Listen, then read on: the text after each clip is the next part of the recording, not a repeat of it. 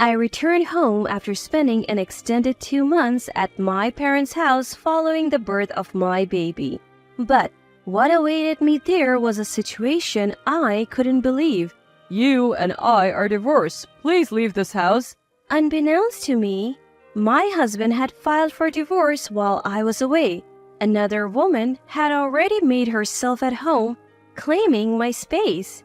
Even my mother-in-law took their side, erasing me from the picture. They treated our newly born daughter as if she were an inconvenience, without even seeing her once. In an instant, I was pushed out of their lives. But I know one thing, their future is anything but bright. My name is Cecily, and I'm 32 years old. I have been married to my husband for 3 years. Currently, I'm 9 months pregnant, with 2 months left until my due date. Meanwhile, my husband Gail is having an ongoing affair. How did I find out about his infidelity? It happened due to a series of coincidences. One day, a little after my pregnancy was confirmed, my usually busy husband forgot his mobile phone at home. I was debating whether to call him at work when a notification popped up on the lock screen. Looking forward to our date today, seeing the incoming message, I let out an involuntary shout. What is this? The message left no room for doubt. He was cheating. I knew my husband's passcode. It's the debut date of his favorite artist. That piece of information was my saving grace. I unlocked the phone and opened the messaging app. The conversation with his affair partner was pinned to the top, signaling her importance to him. The woman's name seemed to be Rilana, and there they were, exchanging love notes on a daily basis. Looking back through the chat history, their relationship started a year ago. Apparently, they first met on a dating app. Somewhere along the line, it escalated into something extraordinary. I was so shocked, my hand trembled holding my phone. Gail, how could you? My emotions are in turmoil, swinging between sadness and disbelief. The thought of divorce flashes across my mind, but I'm pregnant with Gail's child. It's unthinkable that this child could grow up without a father. But can I really turn a blind eye to Gail's affair? What if he continues this relationship even after our child is born? The worst-case scenario sends shivers down my spine. Overwhelmed by severe nausea, I hurriedly rushed to the bathroom. I have been suffering from morning sickness lately, spending most days lying down. Unable to eat properly, I'm mentally and emotionally drained. I don't have the energy to confront Gail about his affair. Raising my voice could negatively affect the baby. After much thought, I decide to ignore Gail's cheating. Of course, I'm anxious. But more than that, I want to prioritize our unborn child. Once the baby's here, I'm sure Gail will change. I desperately tell myself to calm down. Months have passed, and I'm nearing my due date. But nothing has changed about Gail continuing his relationship with the other woman. Tonight, he came home after 11 p.m. I was already on edge and I couldn't help but raise my voice. Gail, isn't it too late? I'm almost at full term, you know. He responded with an annoyed tone. What can I do? I have work, you know. That may be true, but even cleaning the bathroom is hard with this belly. Could you help out a little? Oh, come on, stop nagging. You get to relax at home all day, right? I'm the one working here. What's that supposed to mean? It's the truth. You know what? Maybe you should go back to your parents' house early. It would be less stressful for both of us. Are you serious? Gail, wait a minute. He walked away right in the middle of our conversation, heading straight for the bathroom. Lately, our talks have been nothing but half-hearted or limited to essential things like errands. When was the last time we had a real full conversation? I can't even remember. That's how rare our meaningful dialogues had become. Maybe he really can't stand me anymore. Ever since that day, he's been coming home even later. So there I was doing all the house chores, grocery shopping, and even getting ready for childbirth all by myself. I also kept collecting evidence of his affair. If his attitude doesn't change after the baby is born, divorce might be the only option left.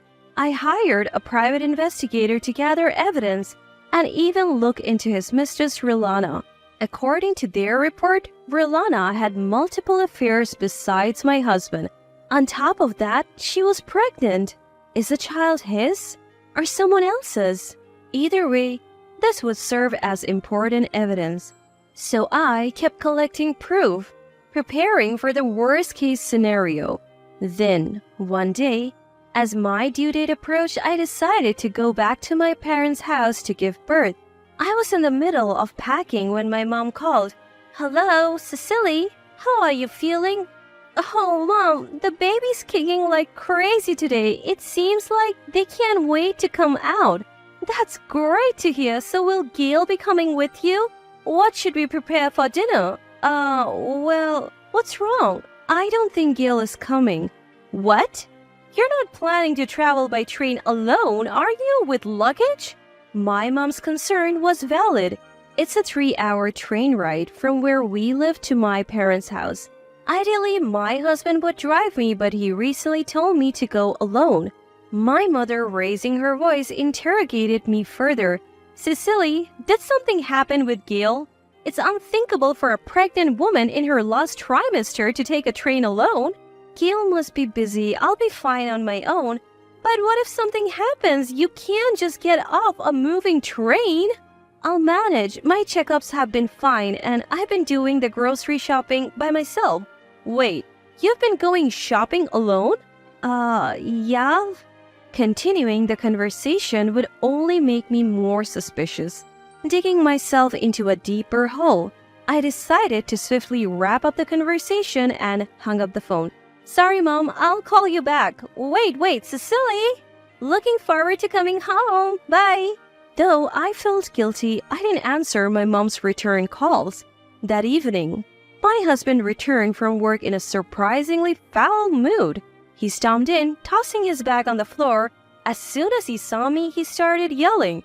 "Hey, what's the deal? What did you tell your mom?" What do you mean?"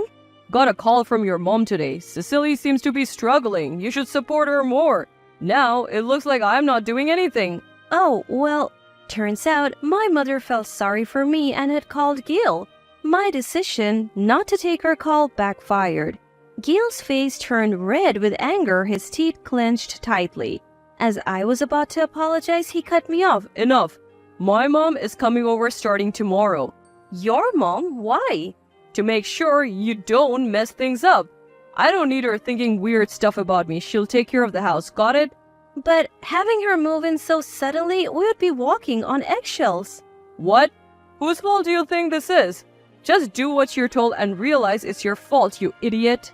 He angrily clicked his tongue. Every time I tried to explain, he shouted, "Shut up. This is your fault." In the end, we never had a proper discussion. The next day, his mother arrived. She had clearly been poisoned against me by my husband, and she continued to berate me. "I never thought Cecily would be so selfish. You should be grateful just to be married to Gail." "You don't understand. There is a reason." "What don't I understand? Because of you? My son has a bad image in your mother's eyes. Marrying a stupid wife like you was the mistake of a lifetime. I feel sorry for Gail." After that day, life at home became even more strained. Conversations with my husband dwindled to nearly nothing, and I was left alone with my mother-in-law during the day. She didn't help with household chores and only criticized my actions. Unable to tolerate this, I decided to temporarily move back to my parents' home earlier than planned to give birth. When I mentioned going home, my husband casually said, "Do whatever you want." My mother-in-law added fuel to the fire by saying, "Don't come back if it's not a boy." Yes, I had purposely not found out the baby's gender. I wanted it to be a surprise. Yet, to hear such a thing, all I hoped for was a healthy baby. Once back at my parents' home, I spent the remaining time of my pregnancy in peace. A month later, my daughter arrived, a little ahead of schedule. Weighing over 105 ounces, I named her Clara. She was so adorable, I thought even if she's a girl, my mother-in-law would surely love her. Once my husband saw his own child, I was sure he would stop his foolish affair. But neither he nor my mother-in-law came to visit Clara, not during my hospital stay or even after we were discharged. I tried calling, and instead of my husband, my mother-in-law yelled at me, "Can't even have a son." My parents were livid. Though they tried contacting my husband Gail multiple times, he never responded. My parents told me, "You don't have to go back to such a terrible husband." My husband, who wouldn't even come to see his daughter, and the struggles of new motherhood were taking a toll on me. I was approaching my physical and mental limits. I was supposed to go back after the 1-month checkup, but fear kept me at my parents' home, caring for Clara. What should I do next? Even if I go back home, Gail won't visit Clara. If I return, he probably won't help with raising her either. That's when I began seriously considering divorce. Planning to make a final decision, I decided to return home once. A few days later, I left Clara with my parents and went back to my husband's home after 2 months. But what I found there was beyond belief. Wait, why is she here? My favorite sofa was occupied by Rilana, my husband's mistress, and in her arms, a newborn baby. That's when I remembered that Rilana was also pregnant. Mother-in-law was cooing. "Boys really are adorable, aren't they?" Upon noticing me, she opened her mouth sarcastically. "Oh, Cecily, what brings you here?" Mother-in-law?" "Mother-in-law, drop it, would you? I have already set up a new daughter-in-law." "A new daughter-in-law?" "Yes, Gil's girlfriend. Rilana gave birth to a boy, and she's far better than you." I was speechless, hearing mother-in-law say that so blatantly. My husband looked at me and laughed as if mocking me. "We are already divorced. I'm living with her now, so you better leave." "Divorced? What are you talking about? I haven't signed any divorce papers." "I did it for you. Be grateful. After all, you're the one to blame for not giving birth to a boy." Rage boiled up in me like dancing flames. Any love I had for my husband was gone. I held back my urge to yell and told him, "Fine, I'll accept the divorce, but is that child really yours?" What are you talking about?" "Do you guys even know your affair partner there, Rilana, was it? She's been involved with many other men." "What? How do you know that?" "Because I knew all about Gail's cheating. I ignored it, thinking he would change after Clara was born. Clearly, I was foolish." My husband looked shocked. He probably never thinking his affair was out in the open.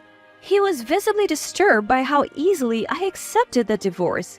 I coldly told him, "Divorcing you is a wish come true for me, but in return, stay out of my life. Clara and I will live on our own. And let's forget you were even a father. Oh, and I expect full alimony in the divorce settlement. Got it? That includes from Rilana." "Hold on. What do you mean Rilana has other partners? Is this true?" "Yes, it's true. I had a detective look into it. Why not get a DNA test if you're so doubtful? You might find some interesting results, including who the real father is." "Is this true, Rilana?" Rilana looked away uncomfortably at his questioning. "Answer me." "Well, that's what you get for a relationship that started on a dating app." Unable to bear it any longer, my husband turned to me and began to plead. "Oh, wait, hold on. If that's the case, I'm fine raising a child that's ours. I don't have any obligation to raise someone else's kid." "Shut up. Trying to act like a father now? You've got to be kidding me." Everyone in the room shuddered at my raised voice. "You never lifted a finger to help me while I was struggling through pregnancy. Don't even start with your nonsense. I have completely fallen out of love with you. I can't stand the sight of you. Don't ever show your face in front of me and my child again." Amidst my own heavy breathing, I hurriedly packed up my belongings. Ignoring my husband's calls, I walked out of the house. Later, I contacted a lawyer to claim alimony in the divorce court against my ex-husband and his affair partner. I also demanded child support from him and made sure he paid it all at once. After some time, I received news from Gail about the DNA test results. As expected, the child born from Rilana wasn't his. Confronted with these results, she had this to say: "All I needed was someone with money." Turns out she never loved Gail. As soon as the truth came out, Rilana took the child and disappeared. Mother-in-law was furious about the whole situation. She's demanding Gail to bring me back, and he has been flooding my phone with messages. My mom wants you to come back. She's throwing fits every day, wanting a grandchild. Help me out. I promise I'll never cheat again. Please, forgive me. His messages, full of empty promises, left me unimpressed. Naturally, I have no intention of going back. Whatever their reasons, I have decided never to see them again.